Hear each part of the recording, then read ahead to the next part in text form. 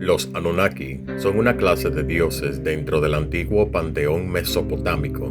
El significado preciso del término semilla principesca en sumerio sigue estando mal definido, ya que el número de estos dioses, sus nombres y sus funciones varían según los limitados textos históricos que los estudiosos han recuperado. ¿Quiénes eran los Anunnaki? Entre los dioses nombrados en algunos textos como miembros de los Anunnaki se encuentran Enlil, Enki, Ninhursag, Nanna, Shamash e Ishtar. Enlil, el dios del aire que separó el cielo y la tierra, generalmente se considera el más destacado de ellos.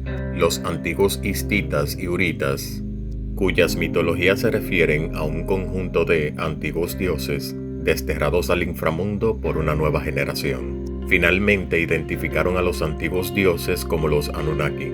En los tratados se le invocaba como testigos para garantizar el cumplimiento de los juramentos. Los Anunnaki tuvieron varias funciones en la mitología mesopotámica.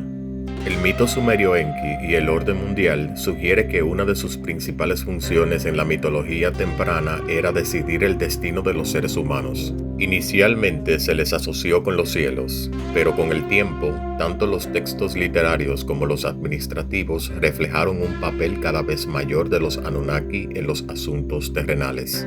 En la epopeya babilónica de la creación, el Enuma Elish, el principal dios babilónico, Marduk, tiene autoridad sobre unos 600 dioses Anunnaki.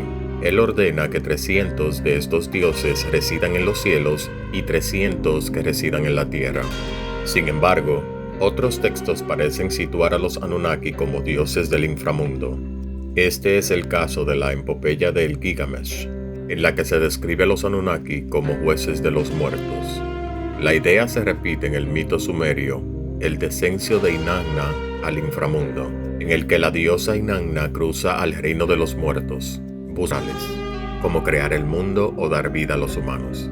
Además, los Anunnaki a menudo se representan en el arte mesopotámico con rasgos que no son naturales, como alas o cuernos. En última instancia, la cuestión de si los Anunnaki eran reales o no es un misterio que probablemente nunca se resolverá definitivamente. Sin embargo, la mitología de los Anunnaki sigue siendo fascinante y sigue inspirando a escritores, artistas y científicos de todo el mundo. Espero que este contenido sea interesante y estimulante.